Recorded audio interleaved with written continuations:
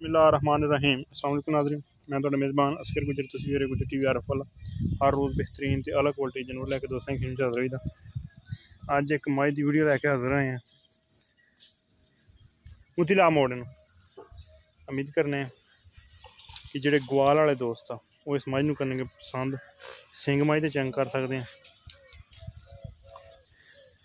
कच्ची मज सूई है, सिंग मज दे खब्बे कुंडे पिछे नूं मुड़े धौन वाली बड़ां वाले कि नस्ल दी इस तरह लिबास मज का चेक कर सकते हैं। अगे पिछे बड़ा वा अगली साइड तो रख के पिछली साइड से निकलिया थान बड़ा प्यारा वा।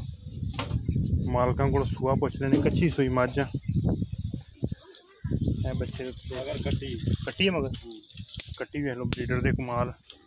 सफेद चिट्टी अख कट्टी दी मुछ बग्गी बल्कि अगले पैर थोड़े थोड़े सफेद पिछले सफेद टोरी दा रहने यार लम्मी रख टुरदी फिरदी भरावां दी नज़र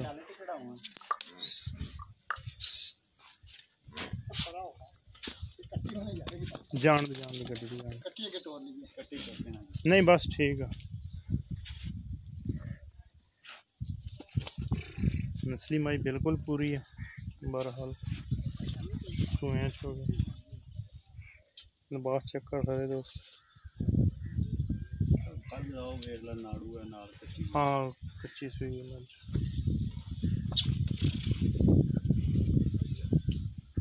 बरीक चमड़ी की मझ दुध इंशाल्लाह चंगा दिंदी है। मजीद गलबात जी है किनवा सूआ सूई है? चौथा सूआ सूई हुई है। ते बच्चे दूसरे भी तुसीं कह रहे थे कित्थे खड़े हुए? एक है कट्टा खड़ा होया, एक और झूठी खड़ी सामने। इसी मझ दी मझ बिल्कुल चंगी ते चोण दी बिल्कुल नरम बिल्कुल गारंटी होगी थाना दी हर शय दी। चवाई किनवी हुण होनी है? दूसरी चवाई दूसरी पोला कड़ तो दूसरी चवाई होनी है। ठीक हो गया। चमड़ी शमड़ी बिल्कुल बरीक। ये मूँह इन्हें थोड़ा जहा मुश्किल फड़ाना मोहरी पा किसी दरख्त ना लाइए। ते दंदां दी गारंटी है अपनी पूरे दंद? पूरे ना होण साडी मारी। अच्छा जेकर बंदा इत्थे आके होवे ते दंद घट आ ते फिर खर्चा देंगे जितों आया दंद पूरे उतले भी उतले के होंदे ने यार। हाँ नहीं उतले कोई नहीं। उतले कोई नहीं थल्ले वाले किन्ने आ?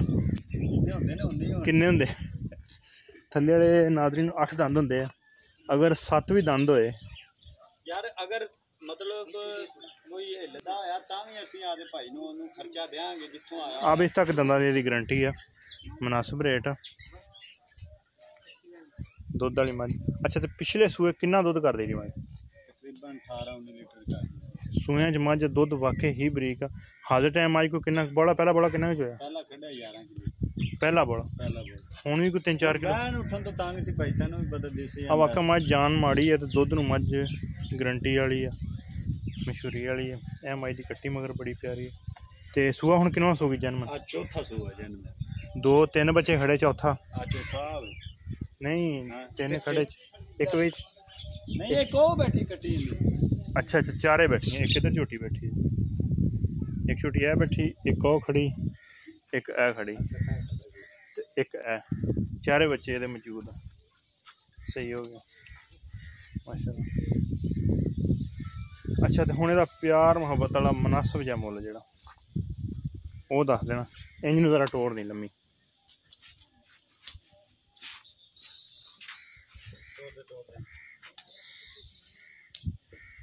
मोरी पा लो जी चीज़ है। टुरदी फिरदी भरावां दी नज़र मझ टुरन च बिल्कुल है चंगी कद काठ वाली मझ है चंगे लाने वाली है।